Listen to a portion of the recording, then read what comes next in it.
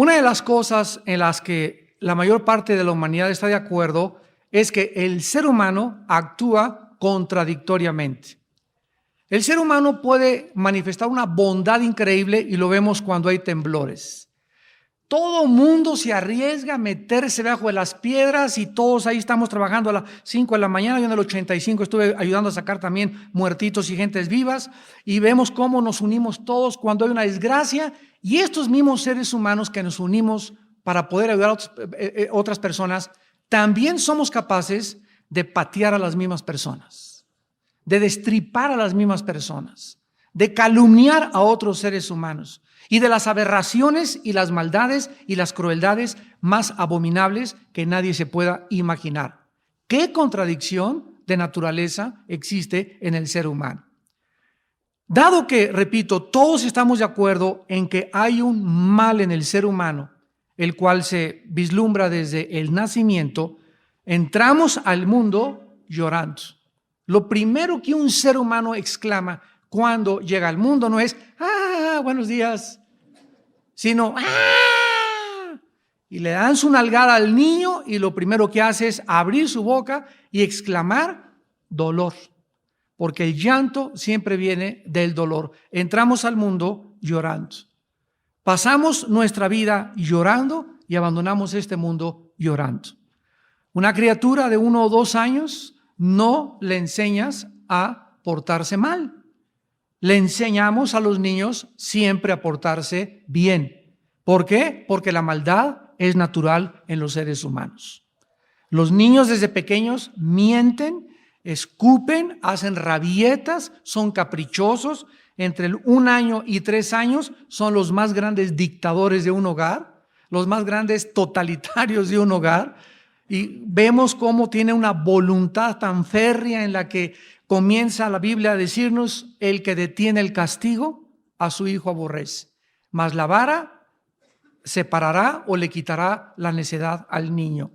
Entonces, esta maldad con la cual el ser humano ha nacido y que ha llevado al ser humano al borde de una tercera guerra mundial, que es donde la Biblia nos dice que nos encontramos en el siglo XXI, y no necesito decírselos que la Biblia lo dice, simplemente podemos ver que en el Medio Oriente no hay solución, que los problemas en Irak van a ser indisolubles también, que los problemas en Europa también continuará la guerra y la conquista, quién gobernará, si Francia o Alemania o Italia o Inglaterra, etcétera, etcétera. Pero esta guerra entre las naciones, estos tratados diplomáticos quebrantados continuamente, esta contradicción del ser humano es la que diferentes personajes en la historia han bautizado con diferentes términos. Por ejemplo, Carlos Marx atribuyó el problema humano a la lucha de clases.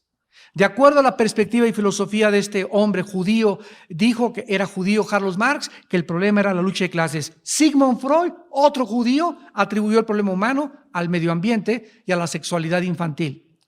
Otro gran dramaturgo inglés, William Shakespeare, escribió que el problema humano se llamaba el defecto trágico. Y así cada persona, dramaturgos, escritores, filólogos, filósofos, arqueólogos, antropólogos, han tratado de darles nombres a los problemas humanos. Pero la Biblia es el único libro que nos traza el origen de esta maldad. Y la Biblia le llama pecado. Pecado, el cual es una maldición, escucha, espiritual, con la cual todos los seres humanos nacimos.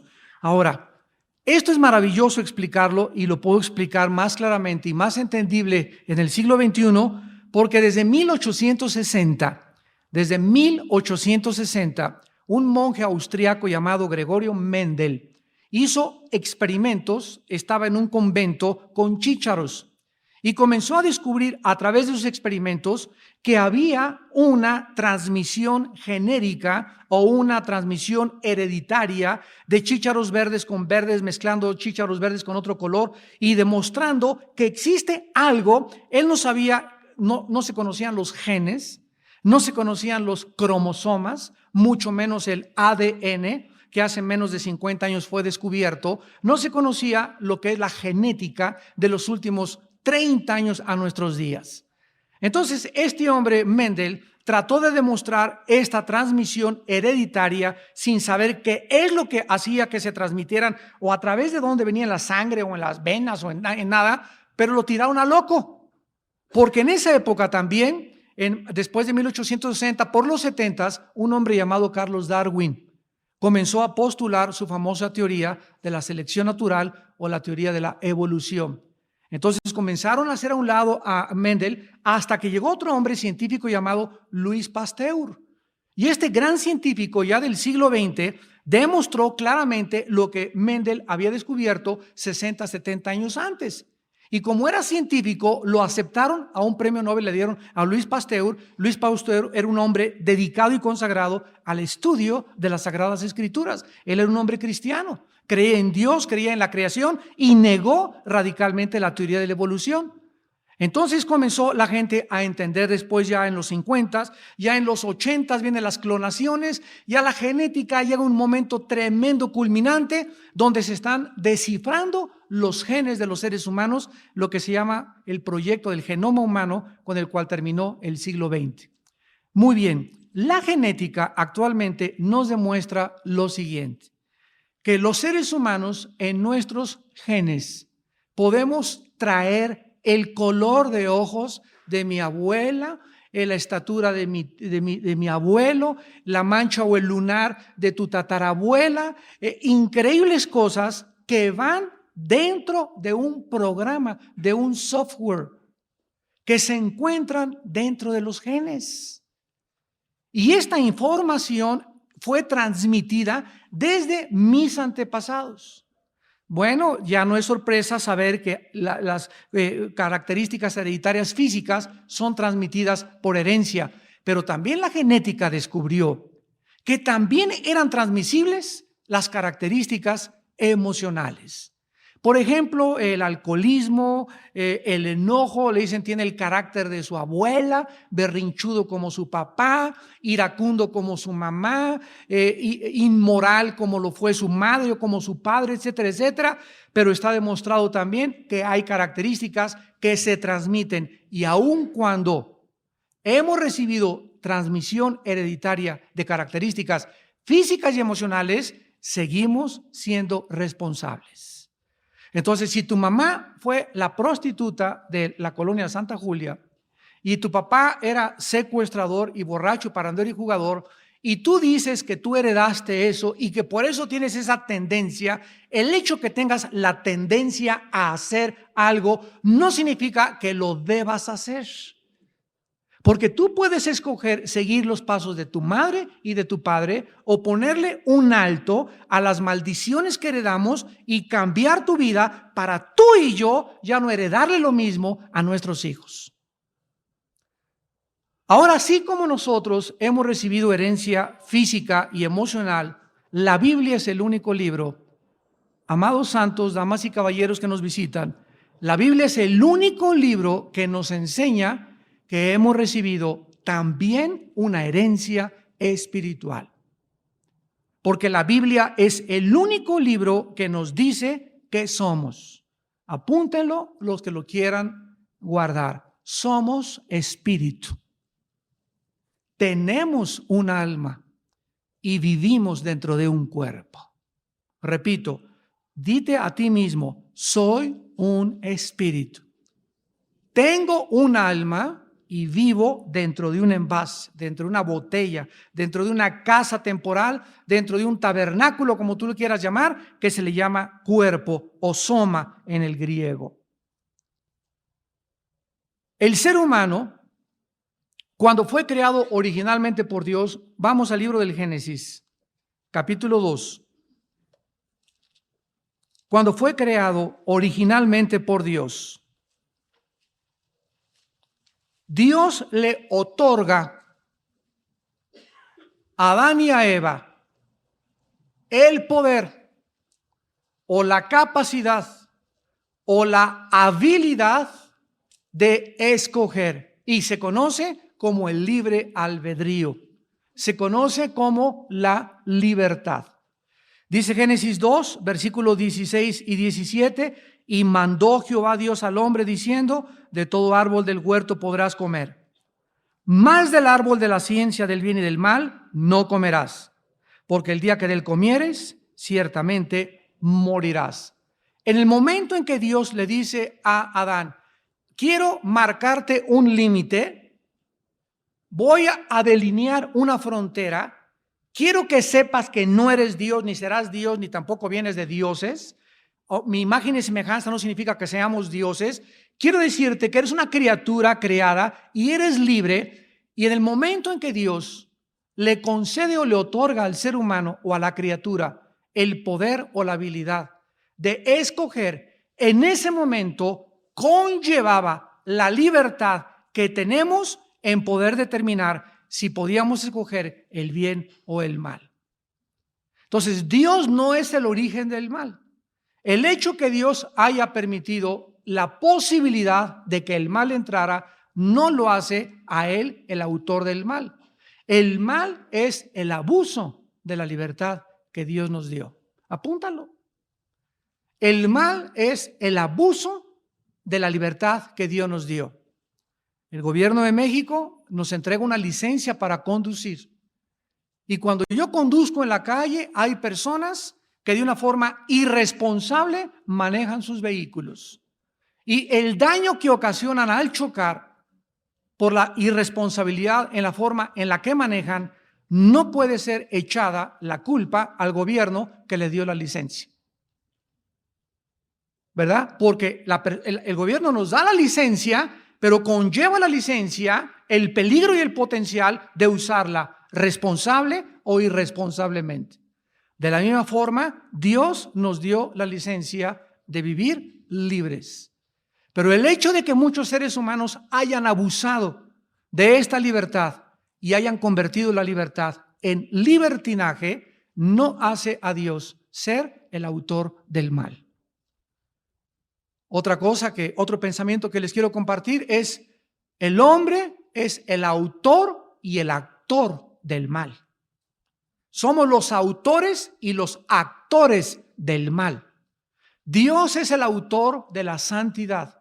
Él no es el autor de la maldad. Pero Dios es el que actúa en nosotros y produce en nosotros la santidad para que nos convirtamos nosotros en actores de la santidad. Esto ya tendría que ver con la doctrina, ¿verdad?, de la predestinación y la responsabilidad humana. Bueno, ahora entonces esto algo sucedió. Vayamos a Génesis 3:15. El hombre, ya lo sabemos todos, no permaneció en esta libertad, abusó de la libertad, teniendo la libertad de comer de todos los frutos del huerto, comió de aquel que estaba prohibido. Adán y Eva escogieron libremente rebelarse contra Dios. Y cuando Dios pronuncia una maldición contra este acto de desobediencia, porque de acuerdo a Romanos 5 fue un acto de desobediencia, vean ustedes en Génesis 3:15, yo considero el versículo más profundo del libro del Génesis. Y tal vez podría ser de muchas partes también de la Biblia. Le dice Dios: pondré enemistad entre ti y la mujer, entre tu simiente y la simiente suya. Esta te herirá en la cabeza y tú le herirás en el calcañar. Vamos a poner aquí a Eva y vamos a poner aquí a Satanás. Síganme con mucho cuidado. Dios está exclamando: yo, no el diablo, yo voy a poner entre ustedes dos enemistad. La palabra enemistad, apúntala, es la palabra hebrea Eva, con B grande, Eva, que significa lucha continua que corre dentro del corazón. O se puede calificar también como contienda.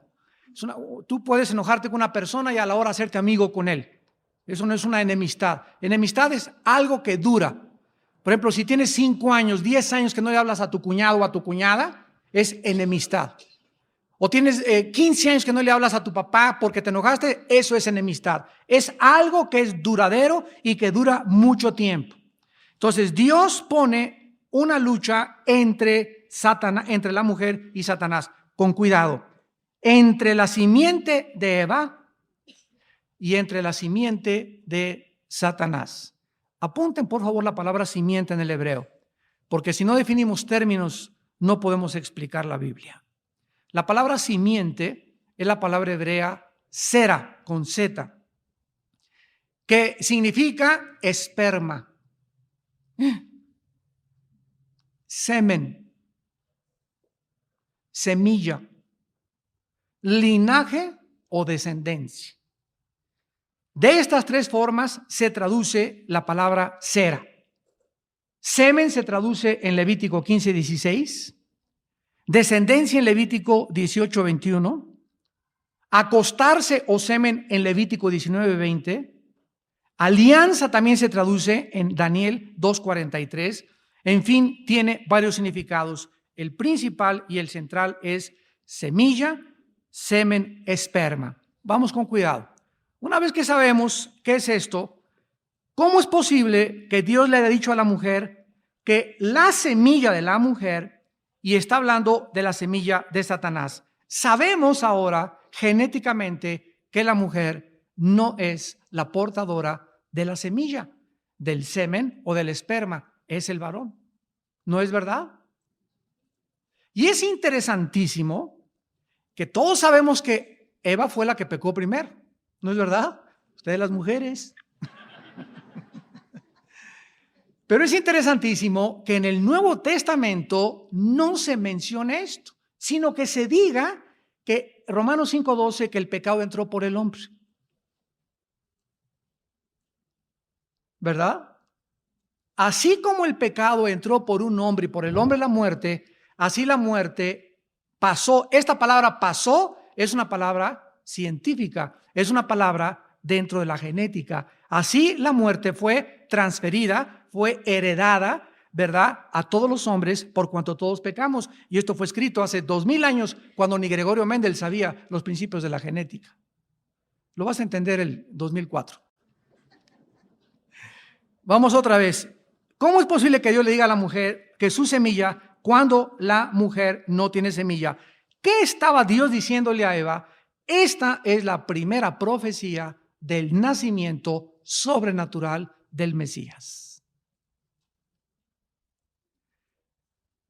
¿Por qué? Porque más adelante en Isaías 7:14, siglos después, el profeta vuelve a repetir lo mismo y dice: he aquí la virgen concebirá. Isaías 7:14.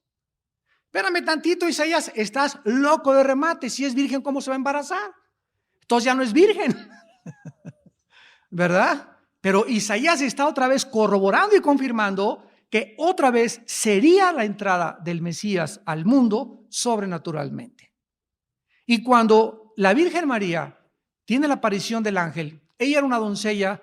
La palabra virgen en hebreo es alma, con H al final, alma. Y es una muchacha entre 14 y 16 años. Se les llamaban también doncellas. Entonces la Virgen María se embaraza cuando tiene 16 años o 15 años aproximadamente. José, en la época judía, ¿verdad?, el hombre era mucho más, 10, 15, 20 años más grande que la mujer. Entonces, cuando el ángel se le aparece a María, le dice el ángel a María: mujer, lo que vas a concebir, la fertilización que tendrás en tu matriz, la fecundación que tendrás de tu óvulo, no va a ser de José. Por eso ella se asustó y le dijo al ángel: ¿cómo puede ser esto si yo no he conocido a José? Estaban comprometidos. Y además, en aquella época, una mujer embarazada, sin estar casada, la mataban a pedradas.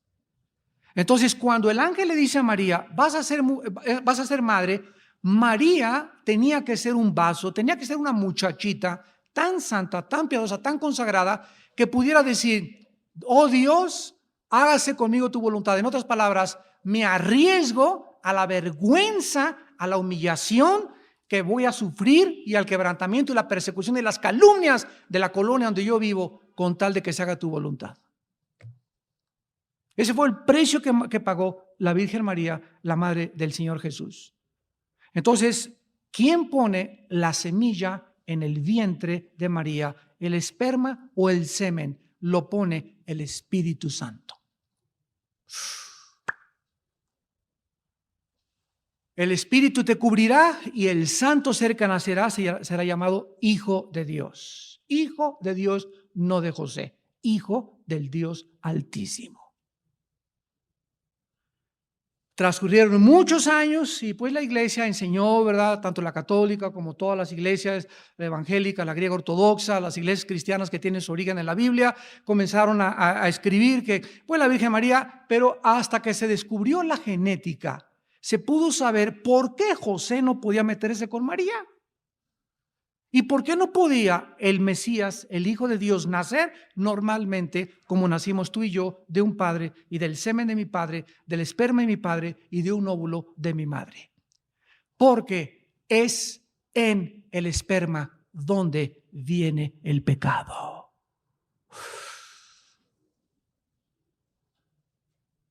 En la semilla del varón. Pero ¿quién da luz? La mujer. El hombre es el transmisor. Dios creó al hombre para que él fuera el transmisor. Dios creó a la mujer para que ella fuera la receptora. La mujer recibe, el hombre da. Así nos creó Dios. Y lo podemos aplicar también en el matrimonio. Maridos, Efesios 5, amen a sus mujeres. Dios le pide al hombre que él sea el que dé el amor. Dios nunca le pide a la mujer que ella sea la que ame al marido. Es el marido el que debe amar a la mujer y a la mujer le pide que lo respete y que se sujete. Pero es el hombre el que tiene que.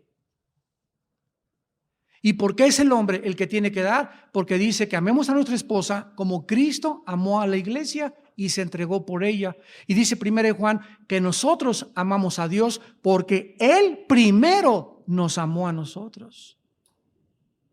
Y siguiendo el ejemplo de Dios, el varón, que es la cabeza del hogar, debe de entender que nosotros fuimos dados para darle amor, para darle de comer, para darle dirección, para darle cariño, para darle cuidado, para darle esperanza. Por eso el ser cabeza y el ser varón es la responsabilidad más grande, el ser padre de familia en esta vida. Y los hombres, ¿verdad? Pues ya sería otro tema, ¿verdad? Y nos saldríamos. Ahora en el seminario de matrimonios en Querétaro vamos a hablar mucho de esto. Pero regresando a nuestro tema, la semilla entonces, vemos que la mujer no la tendría. Entonces, ¿cuándo se cumplió que la semilla de la mujer heriría en la cabeza a Satanás? Dice en Gálatas 3 que la semilla es Cristo. La semilla es Jesús. No era simiente, sino simiente en singular. Cristo en la cruz del Calvario, ahí le dice a Satanás, tú le dirás en el calcañar. ¿Cuál es el calcañar? Es el talón. El talón es el calcañar, apúntalo, el talón. ¿Qué significa que Satanás iba a herir a la semilla o al Mesías que vendría la mujer en el talón y la semilla de la mujer que es Cristo lo heriría en la cabeza? No sé cuántos de ustedes han conocido o han leído la mitología griega, la Ilíada y todos los asuntos que existen de Aquiles. Aquiles era un gran héroe que cuando le dispararon una flecha, nada era vulnerable y nadie podía entender este héroe de la mitología griega cómo podía ser vencido. Y cuando le dan la flecha en el talón, por eso se llama el talón de Aquiles, ahí fue el lugar donde Aquiles sucumbió. Entonces, cuando Satanás crucificó a Cristo o cuando conspiró y se le metió a Judas, Juan 13, se metió el diablo a Judas para que Judas entregara a Jesucristo, armó todo el tango y estaban todos, imagínense, en la cruz del Calvario estaban todos los demonios, alabado, alabado, alabín, bomba, el Mesías, muera, muera, muera, y todo, escúpele, y si tú eres, bájate a la cruz. Y el espectáculo era, dice el Salmo 22, Cristo los veía como animales a la gente, y además en el mundo espiritual que la gente no podía ver, eran todos, ahí fue la reunión, la cumbre de los poderes de las tinieblas más grande de toda la historia. Nunca se han juntado todos los demonios y todos los ángeles y Satanás y sus legiones, nunca se han unido tanto como en el día en que crucificaron a Cristo, porque creyeron que era la máxima obra que habían hecho. Y qué sustos se llevan cuando Cristo se levanta entre los muertos. Dice en 1 Corintios 1, si los príncipes de este siglo hubieran sabido y hubieran tenido la sabiduría de Dios, nunca hubieran crucificado al Señor de gloria. Pero se equivocaron porque Satanás no conoce el futuro. No conoce el futuro. Conoce algunas cosas, pero no conoce el plan completo de Dios. Ahora regresamos a Génesis 3:15. Ya desciframos que la semilla es Cristo y es el esperma que puso Dios. Pregunta, ¿y el esperma del diablo quién es? Tu simiente. Aquí la Biblia está diciendo que Satanás tenía una simiente, un semen, un esperma. ¿Querrá esto decir acaso que, como muchos han de una forma equivocada interpretado, que Satanás tuvo relaciones con Eva? Esto es descartado en Génesis 4:1, porque dice la Biblia, conoció Adán a su mujer Eva y concibió y dio luz a Caín. Está descartado que Satanás haya tenido relaciones sexuales con Eva. Vuelvo a repetir, porque entonces la Biblia no diría que fue Adán el que fue el padre de Caín. El primer fruto de la primer pareja fue de el diablo y se llama Caín. Y en 1 de Juan 3, del 10 al 12 dice, Caín era del maligno. Ahora, si Satanás entonces, ¿verdad? Y esto es es una tontería de que Satanás se metió con Eva. No fue el que se metió con Eva. Entonces, ¿de qué significa la semilla de Satanás? Y es muy fácil deducirlo. Cuando Eva tomó el fruto, ¿qué decía en Génesis 1, 11 y 2? Veámoslo rápidamente. Produzca la tierra hierba verde, hierba que dé cera, hierba que dé semilla, árbol de fruto que dé fruto según su género, que su semilla esté en él. Comete una manzana y ¿qué tiene en el centro? Si microscópicamente analizas esa semilla de manzana, ¿qué tiene la semilla de la manzana? El programa, el software de Dios, para que cuando crezca, no crezca con el cuerpo del mango, ni que sea roja como la uva, ni como el cuerpo panzona de la pera, ni alargado como el plátano, sino para que sea exactamente una manzana. Las semillas de uvas dan uvas, las semillas de chabacanos, papayas dan papayas. Toda semilla lleva contenida en el código genético hereditario el programa que Dios le puso a todas las cosas para que todo se reprodujera conforme a su especie y a su género. Nada de que venimos de chita. Genéticamente es una imposibilidad, señores científicos. Biológicamente es algo irracional, porque los ladrillos que forman la vida se llaman los aminoácidos. Y los aminoácidos del músculo del perro y los aminoácidos del músculo de los perros son absolutamente diferentes a los aminoácidos de los músculos del hombre. Y los aminoácidos que son los ladrillos de la vida han impedido, impiden y impedirán los aminoácidos, repito, la evolución. ¿Qué comió Eva? ¿Cuál manzana? Nunca dice la Biblia que fue manzana. ¿Por qué no nos interesa lo que ella hacía? Hubieran quedado malditas las manzanas para siempre, ¿no? Y es la fruta de las más ricas que existen en vitaminas. La manzana. Dicen en inglés, one apple a day keeps the doctor away. Una manzana diaria mantiene el doctor lejos de tu casa. Si tú comes una manzana diario en ayunas, no te imaginas la bendición que es para tu estómago, tus intestinos, el ácido clorhídrico del flujo de la flora intestinal. Bueno, es maravillosa la manzana. Entonces, vamos olvidándonos de la manzana. Ella comió un fruto y ese fruto traía consigo ¿qué cosa? Muy bien, pero ese fruto, ¿de quién era? De Satanás. El momento en que Eva come, vemos nosotros que entra al ser humano por la boca la semilla. ¿Y a dónde entra esa semilla? A los genes. Infecta inmediatamente la genética humana. Y es maravilloso que cuando Cristo vino al mundo, se acercó un hombre que le llamaban el Gadareno y le dijo Cristo al demonio, ¿cómo te llamas? Y él le contestó, Legión. Y Legión era un grupo de soldados cuyo número era 6,000 soldados. Una legión romana consistía en 6,000 soldados. Este hombre tenía en su cuerpo 6,000 demonios. ¿Dónde los demonios se meten en el cuerpo humano para que quepan 6,000 dentro de tu suegra? No es cierto, no es cierto. No te creas, suegra. ¿Dónde caben? Es maravilloso que Cristo nos hable que el demonio, en primer lugar, usa, cuando los demonios entran al cuerpo humano, de alguna forma se apoderan de los nervios, de las neuronas del cerebro. Nosotros no hemos desarrollado ni el 10% del cerebro, pero los demonios, de acuerdo a la Biblia, la palabra daimón significa ser inteligente, entran al cerebro y comienzan a controlar desde el cerebro los ojos de la persona y ven a través de la persona. Manejan las manos de la persona y le infunden al ser humano una fuerza sobrenatural. El gadareno rompía las cadenas. Un endemoniado agarra a 4 o 5 personas y las avienta, y aunque sea un chaparrito así o enanito, no puedes con él. Una fuerza sobrenatural.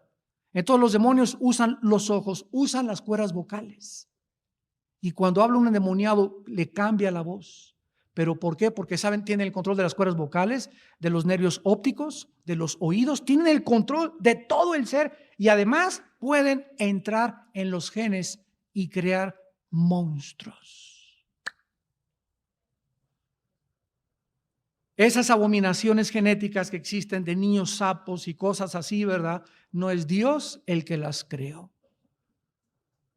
Una mala nutrición, drogas como la famosa talidomina, ¿se acuerdan en los 60s? Que la recomendaban abiertamente y pasaron 10 años y fue la causa de todas las monstruosidades que nacieron. Ellos pueden hacer monstruos. Ahora, ¿cómo sabemos todo esto? Cristo nos vino a mostrar que es un control increíble el que Satanás tiene de un ser humano. Por eso es peligrosísimo que un demonio entre a tu vida o a mi vida. Es peligrosísimo. Porque lo primero que comienza a operar en mi vida o en tu vida cuando un demonio entra es el autoengaño. Tú crees que eres normal y no es cierto. Traes nada más por acá la cola se te mueve así. Cuando nosotros vemos que esta semilla conllevaba en sí el fruto, entonces nos damos cuenta que cuando nace el primer fruto de la primera pareja, Caín viene envenenado. Y dice en 1 Juan 3, vamos a 1 Juan 3, que nos explica lo que pasó siglos antes en el huerto del Edén. Dice el apóstol Juan, 1 Juan capítulo 3. Y él lo explica claramente y nos dice en el versículo 11,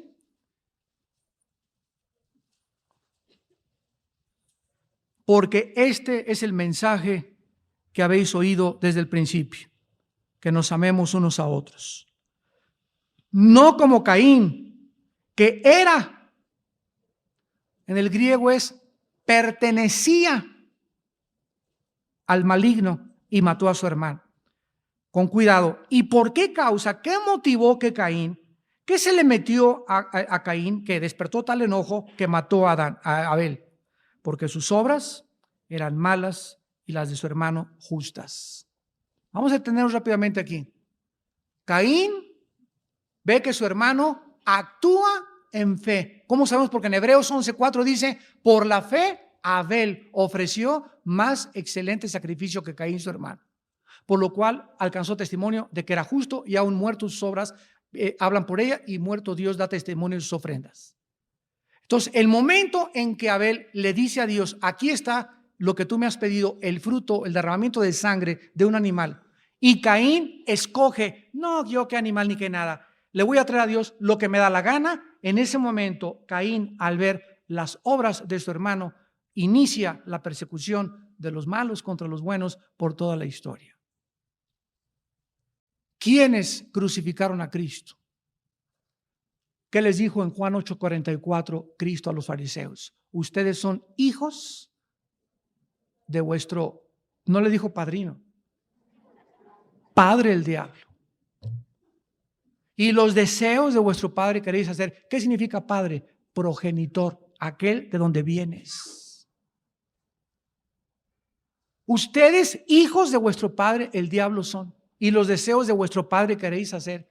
Y vean ustedes la característica que hace Cristo. Ahora muy bien, todos nosotros, ustedes y nosotros, ¿verdad?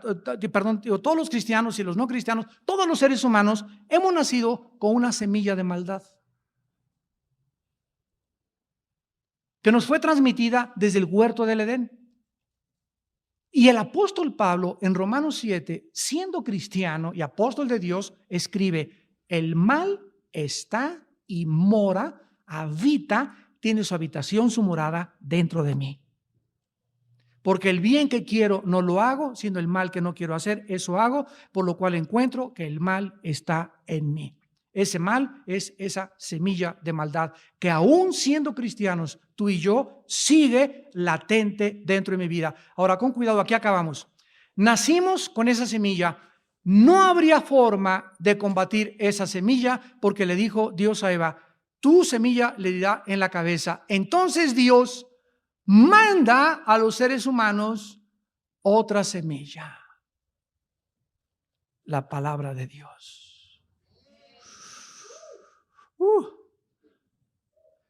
Primera de Pedro 1:23, habiendo sido renacidos, vueltos a nacer por la semilla no corruptible, sino incorruptible. La semilla incorruptible, semilla, que es la palabra de Dios. Cuando Cristo contó la parábola del sembrador, dijo que la semilla era la palabra. Entonces, fíjense lo que pasa. Nacimos con esta semilla, nos exponemos al evangelio, tú crees al evangelio de Cristo y es la semilla que viaja, ¿verdad? Porque la fe es por el oír. Entonces la palabra de Dios está demostrado físicamente que el sonido viaja por ondas y por eso tú me puedes escuchar. Si nos vamos a la luna, tú no me podrías escuchar porque allá no viajan las ondas como viajan en la tierra. ¿Y por qué aquí sí viajan y en la luna no viajan? Porque aquí hay un espectro electromagnético que fue la luz que creó Dios al principio para hacer posible la comunicación entre nosotros. Entonces, bueno, eso ya es física, pero cuando la palabra de Dios viaja, lleva consigo la semilla. Entonces entra la palabra y entra a mi corazón, y si tengo buena tierra y soy honesto y estoy buscando la verdad, esa semilla cae en buena tierra y comienza dentro de mi vida lo que toda semilla tiene que hacer.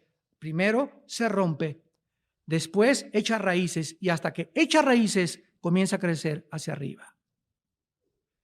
Entonces la semilla es sembrada. ¿Y qué es lo que hace crecer la semilla de Dios en mi vida? El agua de la Biblia. Si tú no riegas diario tu vida espiritual de esa semilla que fue sembrada cuando oíste la palabra, si tú no la riegas, si tú no te expones a la Biblia todos los días, la semilla dentro de ti se puede ahogar o se puede frustrar y nunca dar fruto. Y hay muchos cristianos que me escuchan que en su vida han dado fruto. ¿De qué se trata? Ahora que Dios pone una semilla de santidad en mi vida, es con el propósito de herir en la cabeza a la semilla de Satanás. Porque es aquí en la cabeza donde está el campo de batalla. En la cabeza tenemos que darle. En la cabeza están mis malos pensamientos, todas las maquinaciones están en la cabeza y ahora tengo que renovar mi mente porque mi mente, si no está renovada, la semilla de Satanás, le sigo dando comida y sigue viendo pornografía y sigue haciendo cosas y sigue viendo cosas inmorales y toda la carne que le des a la semilla de Satanás la hace crecer y haces morir la semilla de la palabra de Dios. Y se hace infructuosa y nunca en tu vida darás fruto.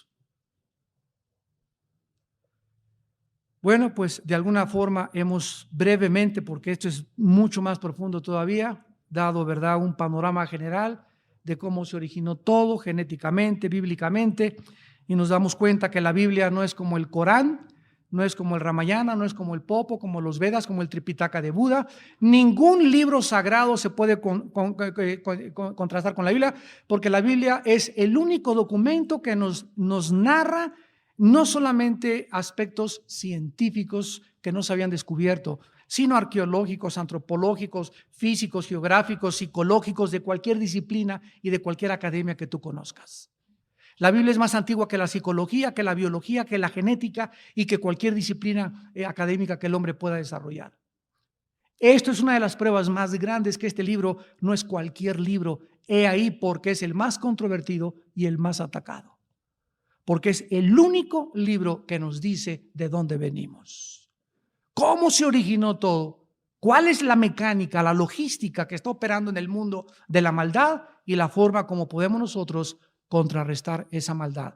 Y Jesús vino a deshacer las obras del diablo, a machacar esa semilla con la cual tú y yo nacimos, que es la naturaleza caída pecaminosa, la cual, como dicen Colosenses 3, tenemos que hacer morir.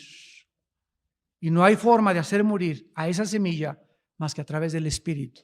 Porque dice Romanos 8, si a través del Espíritu hacéis morir las obras de la carne, tendrás vida y vida en abundancia. Oremos. Padre, gracias por tu palabra. Lámpara es a nuestros pies. La exposición de tus palabras alumbra nuestros ojos y tal conocimiento es demasiado maravilloso para nosotros. Tu entendimiento, oh Dios, es infinito. Pero gracias porque las cosas que nos has revelado son para nosotros y nuestros hijos.